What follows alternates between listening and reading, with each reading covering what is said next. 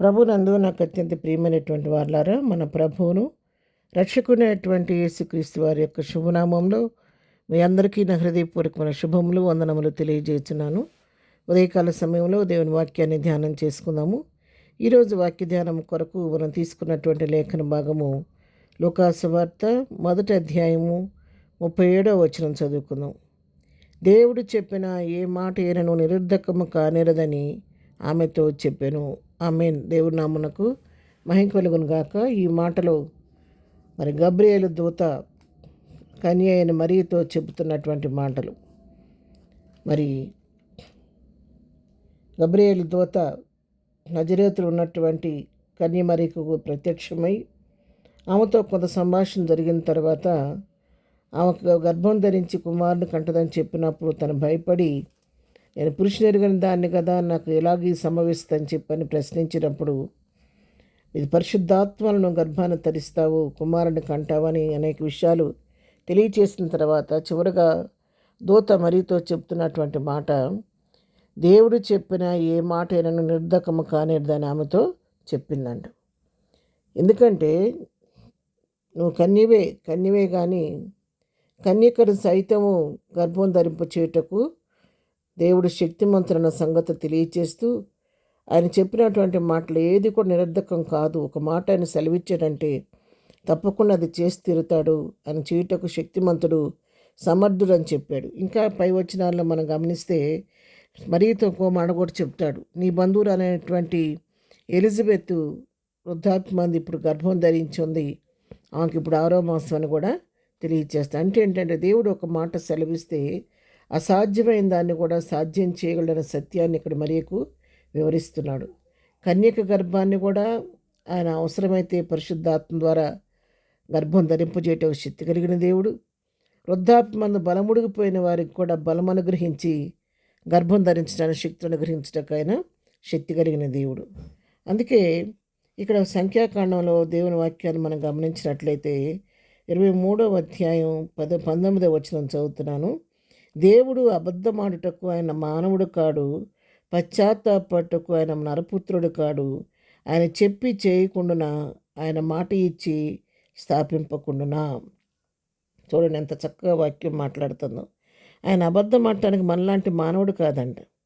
అయ్యో నేను చేయలేకపోయిన పశ్చాత్తాపట్టానికి మనలాంటి నరమాత్రుడు కాదు ఆయన. ఆయన ఒక మాట ఇస్తే దాన్ని చేయకుండా ఉంటాడా? ఆయన మాట ఇస్తే దాన్ని స్థాపింపకుండా ఉంటాడా అని చెప్పి ఇక్కడ వాక్యం ప్రశ్నిస్తుంది. అవును ప్రియుడు, ఆయన మాట ఇస్తే తప్పకుండా చేసే దేవుడు, ఆ మాటను స్థిరపరిచే దేవుడు. అందుకే ఈ మాటలను రూఢిపరుస్తూ మరొక వాక్య భాగాన్ని కూడా మనం చదువుతాము.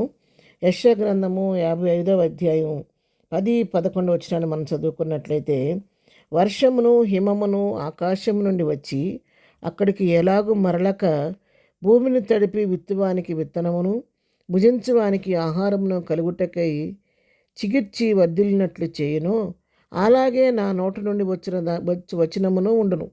నిష్ఫలముగా నా యుద్ధకు మరలక అది నాకు అనుకూలమైన దాన్ని నెరవేర్చును. నేను పంపిన కార్యమును సఫలము చేయను. చూడండి, ఇక్కడ దేవుడు తన నోటి మాటను వర్షంతో హిమముతో పోలుస్తున్నాడు.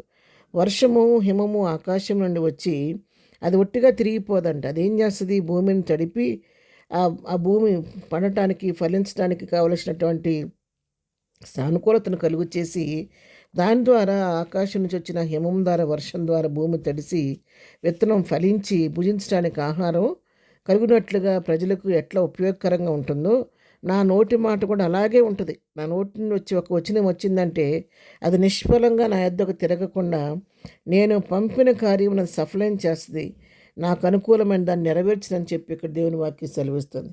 దేవుడు ఒక మాట సెలవిస్తే అది దాని దేవునికి అనుకూలమైన కార్యాన్ని నెరవేరుస్తుంది, ఆయన పంపిన కార్యాన్ని సఫలపరుస్తుంది. కాబట్టి దేవుని మాట అలాగుంటుందని ఇక్కడ మరియతో గబ్రియేలు దూత చెప్తుంది. అదేవిధంగా పిల్లరా, ఈ ఉదయకాలం దేవుడు నీతో కూడా మాట్లాడుతున్నాడు. నీ జీవితంలో దేవుడు ఒక మాట వాగ్దానం చేసి ఉంటే అది ఎన్నటికీ నిరర్ధకం కాదు.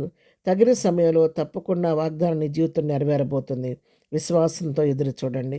ప్రార్థన. ప్రేమగల తండ్రి, పరిశుద్ధుడా, నీ పాదములకు వందనాలు.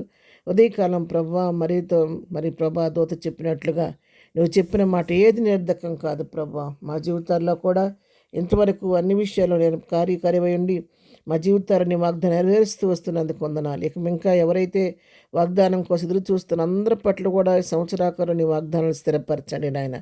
ఇదైనా బర్త్డే మ్యారేజ్ చేసుకుని వాళ్ళని దీవించి ఆశీర్దించండి. ఇదైనా మేము చేయి పని పట్ల రాకపోకలు క్షేమం కలుగు చేయండి.